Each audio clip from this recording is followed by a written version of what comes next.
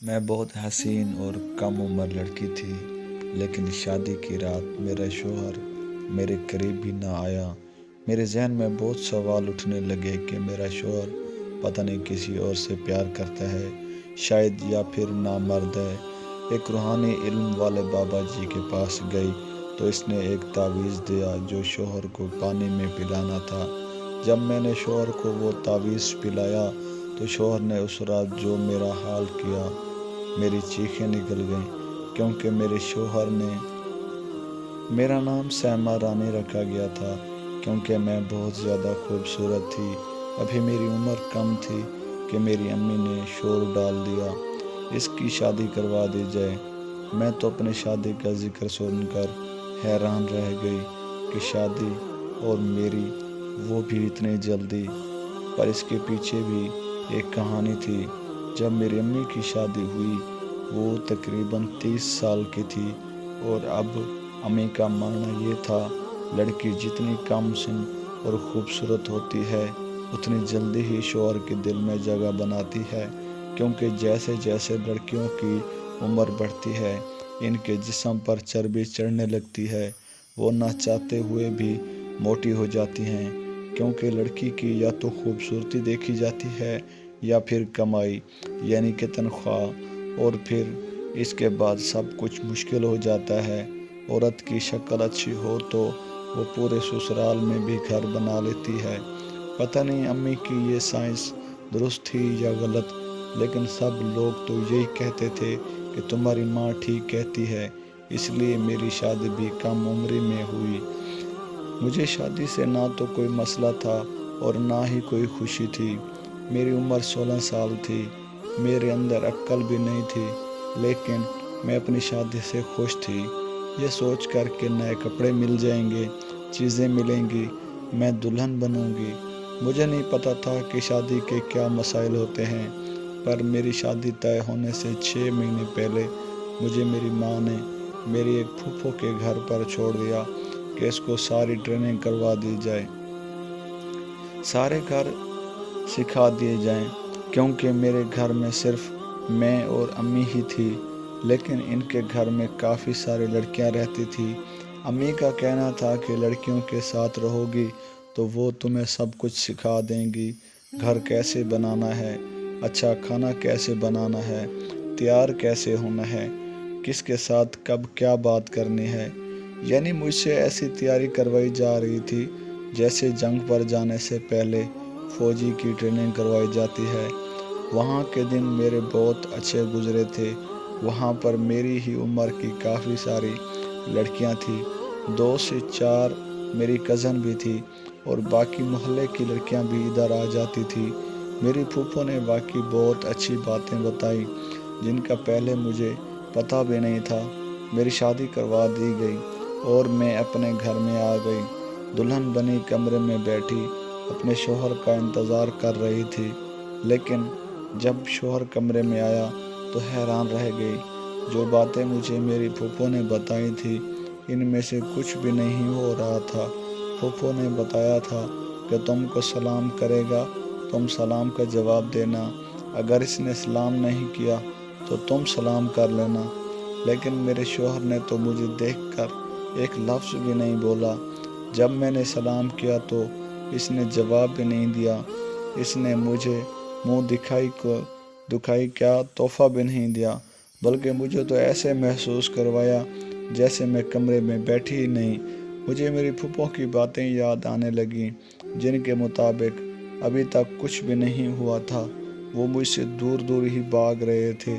باقی گھر والے تو ٹھیک تھے، اچھے طریقے سے پیش آ رہے تھے، دلہن کے ساتھ کی جاتی ہے سب رسومات ہو جاتی ہیں، لیکن میرے شوہر میری طرف دیکھنا بھی گوارا نہیں کر رہا تھا۔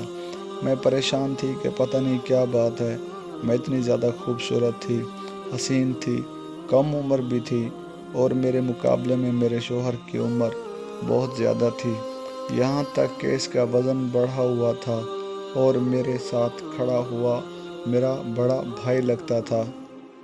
انہی دنوں ہمارے گھر میں مجھ سے ملنے کے لیے رشتہ دار بھی بہت زیادہ آ رہے تھے، مجھے روز تیار ہونا پڑتا تھا۔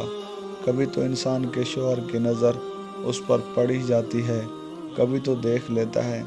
मैंने इतने सारे रंग पहने थे, क्या इनमें से कोई भी रंग इसकी पसंद का नहीं था, जिसको देखकर मैं इसकी आँखों को अच्छी लग जाती और वो मुझे कह देता कि यहाँ आओ, मेरे पास बैठो। पर यहाँ तो मेरे पास बैठना तो दूर की बात है, ये शख्स मेरी तरफ देख भी नहीं रहा था। वो फूफो ने जो बातें बताई, देख रही हूँ कि बात तुम में से कोई नज़रअंदाज कर दो। और जब मैं उठकर पानी पीने के लिए मेरे कमरे में आई तो उसी औरत ने वहाँ आकर अचानक से दरवाज़ा बंद कर दिया। मुझे कहने लगी कि तुम तो बहुत मासूम हो, लेकिन बड़ी ही गलत जगह आ गई हो। जितनी जल्दी हो सके इस घर से चली जाओ। तुम्हारी शादी कैसे इन लोगों ने इस शख्स से करवा दी, ये बिल्कुल भी अच्छा नहीं है। इसके साथ रहोगी तो तुम्हारी ज़िंदगी बर्बाद हो जाएगी। मैंने अपनी आंखों से देखा है, सब देखा था मैंने। ये शख्स बिल्कुल भी अच्छा इंसान नहीं है। इस औरत ने अजीब बातें करने शुरू कर दी और अचानक से मेरी सास अंदर आ गई। इस औरत को पकड़कर वो इसे घसीट कर ले गई। वो मेरी सास को भी कहने लगी कि किसी की बेटी की ज़िंदगी बर्बाद करते हुए तुम्हें शर्म आनी चाहिए। अब तक तुम्हारा दिल नहीं भरा। मेरी सास ने भी इससे बदतमीज़ी की और इसको घर से निकाल दिया। बाद में मुझे ये पता चला कि ये अपनी बेटी की शादी करवाना चाहती थी और नाकाम हुई है, इसलिए अब तुम्हें देखकर हसद में आकर इस तरह की बातें कर रही है। वरना तुम अपने शौहर को देखो, क्या खराबी है इसमें। अच्छा और शरीफ इंसान है।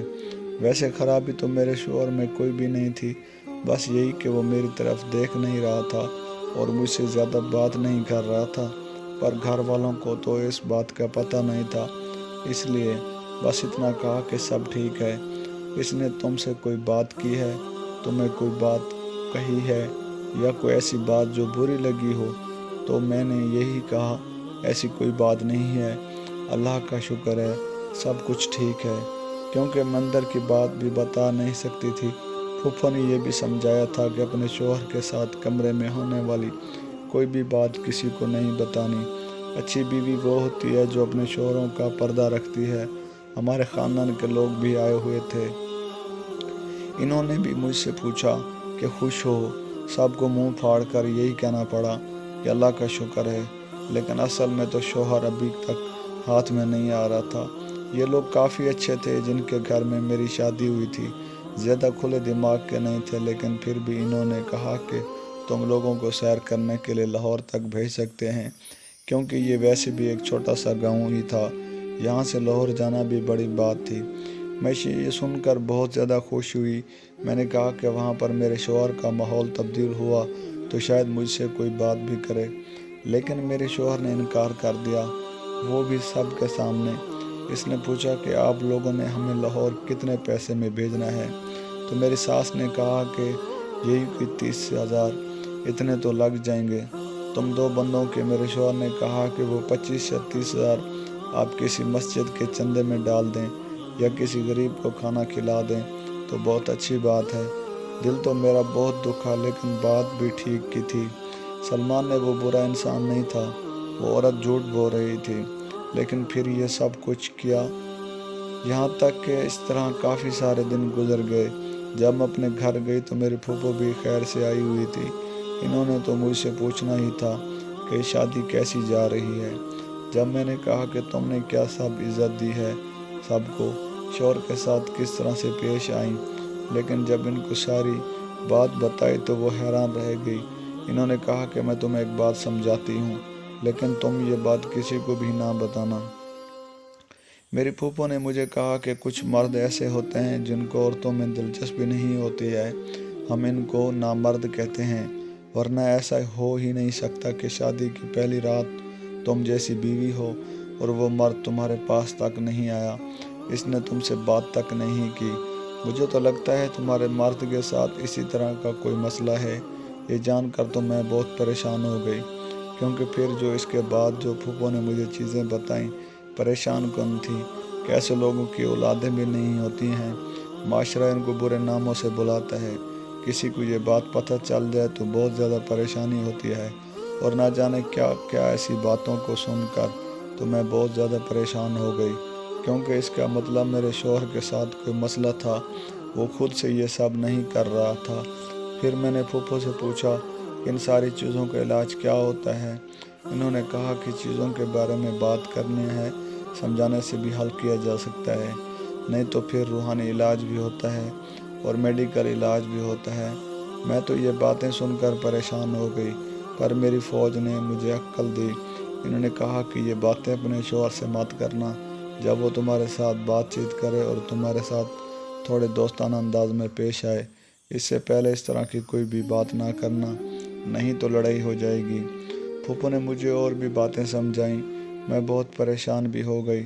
واپس اپنے گھر آئی اور اپنے کمرے کی الماری کی صفائی کرنے لگی، جب مجھے الماری میں سے ایک بیگ ملا جو کہ نہایت ہی پرانا اور مٹی سے اٹا ہوا تھا۔ دلہن کے کمرے میں کوئی بھی پرانی چیز نہیں ہوتی، لگتا ہے یہ کسی نے رکھا تھا اور وہ بھول گیا تھا، لیکن اس بات پر ایک چھوٹا سا کارڈ لگا تھا جس پر میرے شوہر سلمان کا نام لکھا تھا، یعنی یہ میرے شوہر کا بیگ تھا، تو اس کا مطلب کہ میرا ہی ہوا ہے۔ ویسے بھی شوہر کی ہر چیز پر اس کی بیوی کا ہی حق ہوتا ہے، اس لیے میں نے سوچا کہ کھول کر دیکھتی ہوں، یوں آپ کو کوئی چیز مل جائے اور پھر آپ اس کو کھول کر نہ دیکھیں، ایسا تو نہیں ہوتا۔ میں نے کمرے کے اندر سے دروازہ بند کر لیا اور اس بیگ کو کھول کر دیکھا، لیکن جب اس کے اندر کی چیزوں پر میری نظر پڑی تو مجھے کچھ سمجھ نہیں آیا۔ اس کے اندر رسی تھی، ایک ہنٹر تھا جو کہ میں نے اکثر تانگے اور گھوڑوں والوں کے ہاتھ میں دیکھا تھا۔ اس کے علاوہ کچھ عجیب و غریب قسم کے پھندے تھے جو جانوروں کو پکڑنے کے لیے استعمال کیے جاتے ہیں۔ کچھ چیزوں کی تو مجھے سمجھ ہی نہیں آئی۔ میں ابھی ان چیزوں کو دیکھ رہی تھی کہ میرا شوہر اچانک سے اندر آ گیا اور میں نے نارمل انداز میں پوچھا کہ یہ کیا ہے، لیکن پھر اس کے بعد وہاں پر جو ہوا وہ دیکھ کر میں حیران رہ گئی۔ میرے شوہر نے جیسے اس بیگ کو دیکھا وہ پاگل ہو گیا۔ اس نے آگے بڑھ کر بیگ میرے ہاتھ سے چھین لیا۔ اس کے اندر کوئی لوہے کی بھاری چیز تھی جو میرے پاؤں پر لگی اور ساتھ ہی اس نے میرے منہ پر تھپڑ دے مارا۔ تمہاری جرأت کیسے ہوئی میری چیزوں کو چھیڑنے کی؟ شرم آنی چاہیے تم کو، پوچھے بنا کسی کی چیز اٹھاتی ہو، یہی تمیز سکھائی ہے تمہارے ماں باپ نے تم کو؟ آئندہ اس طرح میری چیزوں کو ہاتھ لگایا تو جان لے لوں گا تمہاری۔ یہ پہلی گفتگو تھی جو ہم دونوں میاں بیوی کے بیچ میں ہوئی، اور وہ بھی ایسے میں رونے لگی اور روتے روتے وہاں سے باہر جانے لگی تو اس نے بہت زور سے میرا ہاتھ پکڑ کر مجھے دھکا دے دیا اور کہا کہ اگر یہ بات کسی کو پتہ چلی تو مجھ سے برا کوئی نہیں ہوگا۔ میں ایک سائڈ پر بیٹھ گئی، ساری رات روتی رہی۔ صبح میں نے ارادہ کر لیا کہ میرے شوہر کے ساتھ واقعی ایک بہت بڑا مسئلہ ہے، کسی نے اس پر جادو کروایا ہے، یہ ہمیں نظر لگ گئی ہے۔ کون 2 ہفتے کی دلہن کو ایسے مارتا ہے؟ اپنی پھوپھو کو فون کر کے یہ تو نہیں بتایا کہ رات کو کیا ہوا تھا، پر اتنا پوچھا کہ مجھے کسی پیر بابا کے بارے میں بتا دیں، تو انہوں نے کہا کہ جس علاقے میں تم رہتی ہو اسی علاقے میں ایک بہت مشہور بابا رہتے ہیں، تم ان کے پاس جاؤ، وہ تمہاری مدد ضرور کریں گے۔ میں نے اگلے دن اپنے گھر جانے کا بہانہ کیا اور وہ اپنے چھوٹے بھائی کے ساتھ اس پیر بابا کے آستانے پر گئی۔ چھوٹا بھائی 6 سال کا تھا، اسے اتنی باتوں کی سمجھ نہیں تھی۔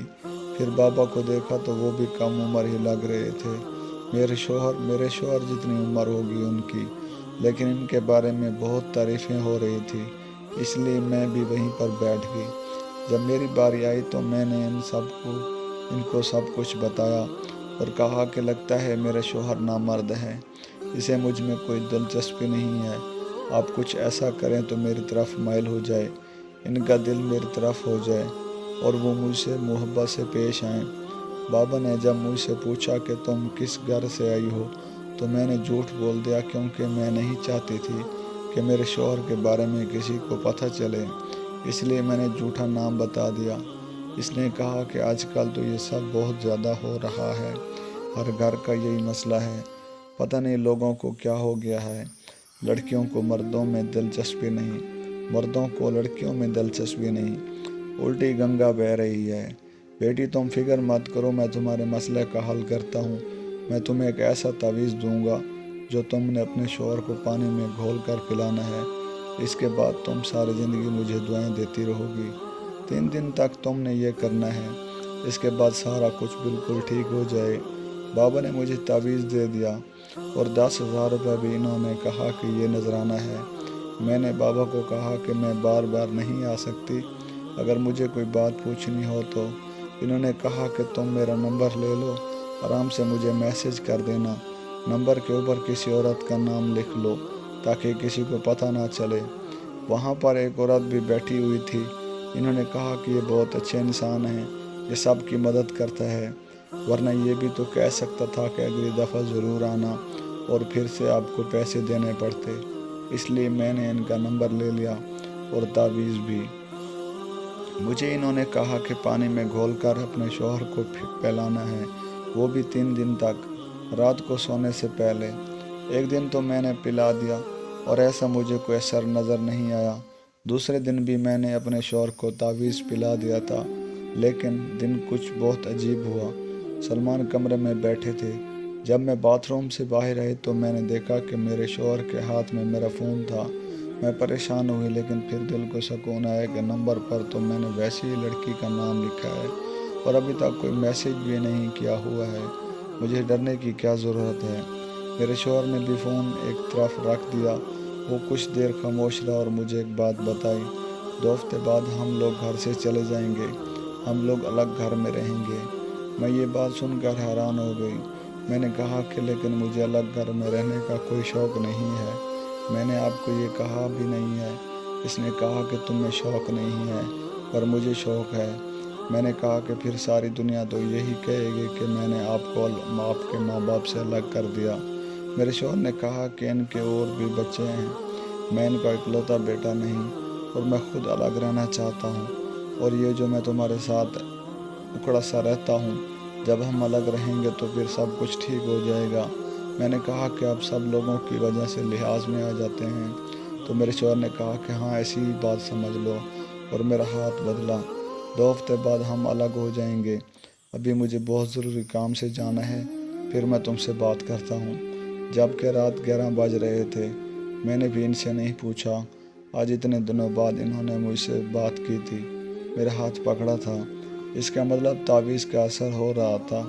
میرے شوہر نے آرام سے مجھ سے بات کی اور مجھے یہ بھی کہا کہ تمہیں الگ کر دوں گا، یہ تو ہر عورت کی خواہش ہوتی ہے، اور شوہر ساری زندگی بھی یہی کام نہیں کرتے۔ یہ تعویذ تو واقعی بہت اثر کر رہا تھا۔